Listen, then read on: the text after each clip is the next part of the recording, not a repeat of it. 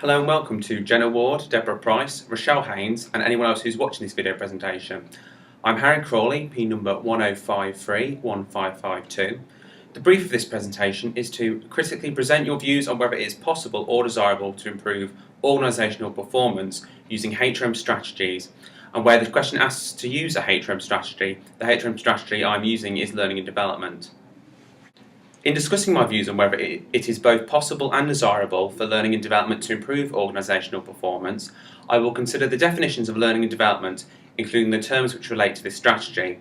I will also detail a model to illustrate how learning and development would go about increasing organisational performance according to that model, which will be Kolb's well-known experiential learning model. I will then first consider whether it is desirable to achieve the goal of increasing organisational performance through learning and development, and then secondly, whether this is even possible in practice to achieve. Finally, I will finish this presentation with a conclusion which will summarise my views on whether it is desirable and possible to improve organisational performance through the HRM strategy of learning and development. The terms learning, training and development have all previously been used interchangeably, both in academia and in practice. Therefore, it would be appropriate for me to distinguish between these terms to clarify what they each mean, using definitions which will be applicable to the context of work. Development was defined by Sadler-Smith in 2006 as an increase of the capacity that an individual has to live a more effective and fulfilling professional and personal life as a result of learning and the acquisition of knowledge, skills and attitudes.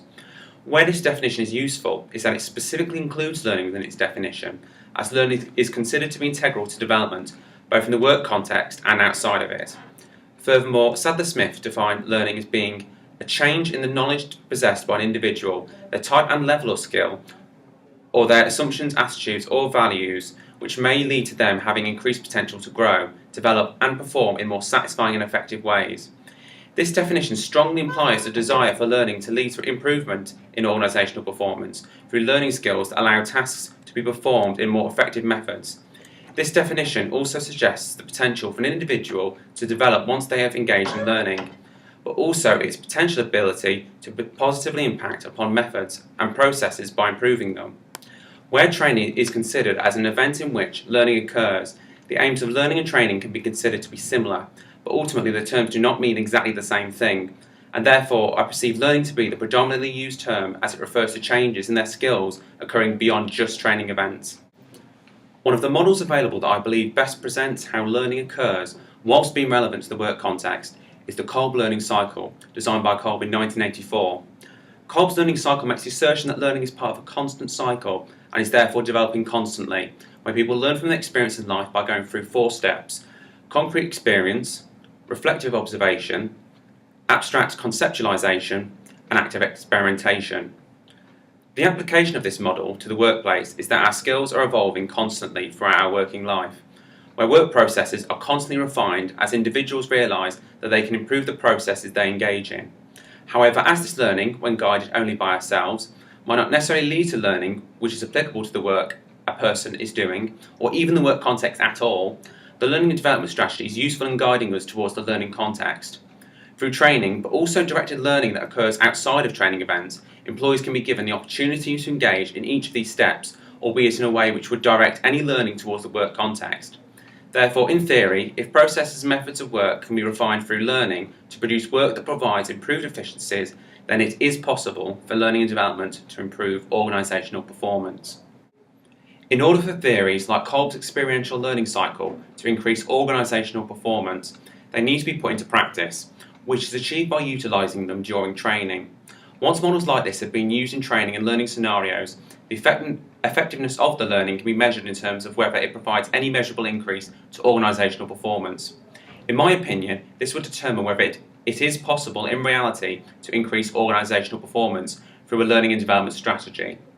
Lopez et al. Found in preceding research to their own that there was an increase in organisational performance when learning in an organisation occurred, but that this increase was a perceived increase, in that measures of this increase were based on non-quantitative methods.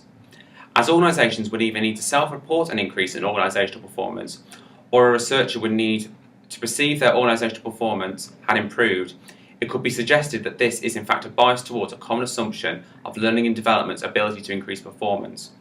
The emphasis on an increase in effectiveness in the definition I provided previously of learning by Sadler-Smith is an example of where, even in just a definition, it is assumed in the rhetoric that organisational performance will improve due to learning. This would suggest that whilst it is perceived as possible to achieve, in reality it is not. However, in the research Lopez et al. Conducted themselves, they found empirical evidence which supported this common assumption.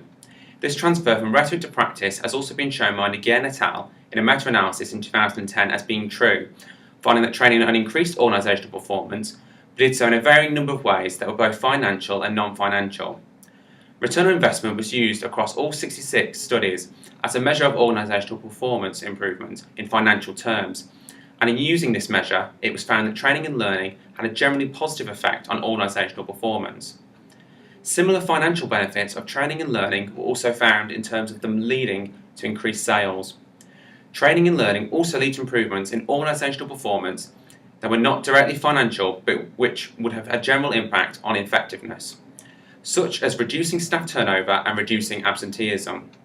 These findings would suggest that not only it is possible for the learning and development strategy to achieve organisational performance improvements, but that it can provide improvements in numerous areas of a business. Examples of this application across different business functions would be factories needing to reduce high staff turnover on the factory floor, shops needing to increase sales, or reducing absenteeism in office-based workers. Although I believe there is a very good argument for why it is possible for learning and development to provide increases in organisational performance, there is the alternative view that it may not be possible if the strategy is not applied correctly. In order for learning and development to be able to achieve the goal of improvements in organisational performance, it was considered by Winfried et al. In 2003 that the training method used to develop new skills needs to be appropriate for the business context it is occurring within, but also what type of skill it is focusing on.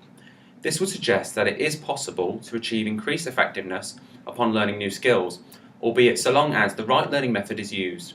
Similarly, investment in learning and development may impact upon its effectiveness if it is not adequately provided, along with if the organisation's strategy as a whole does not align with the learning and development strategy. Both of these moderating factors were considered by Nguyen et al., where both of these factors dictate the increase in organisational performance. This suggests that to increase both the likelihood and level of organisational performance increases, the learning and development strategy of a company should be aligned with its overall company strategies, such as its HRD strategies, where HRD stands for Human Resource Development and is considered as a strategy for developing individuals and the organisation that encompasses learning amongst other ways of achieving such development. The study also considered that investment in this part of the company's overall strategy should be reasonable. As this literature review found many of the studies analysed to have findings that training had positive effects for return on investment, this would not only suggest that an increase in organisational performance is possible, but that the investment is tangible in financial terms. As the positive impact of training and development in this case is quantifiable, this would add to the validity of training and development as a strategy that is able to provide a measurable increase in organisational performance. I conclude in saying that I believe that it is not only desirable that learning and development improves organisational performance, but that as a strategy it is actually possible to achieve the goal of improving organisational performance. Additionally, the possibility of achieving this goal is in fact measurable, both in financial and non-financial terms. A return on investment as a financial measure of organisational performance improvements provides the most tangible method of measuring the possibility of achieving this goal. I do, however, concede that the extent to which organisational performance improvements occur is dictated by the investment that an organisation makes in this strategy, and whether its overall HRD strategy is aligned with its learning and development strategy. Providing these strategies are aligned and this investment in this strategy is reasonable, I conclusively believe that it is possible for a learning and development strategy to provide some level of organisational performance improvements to an organisation.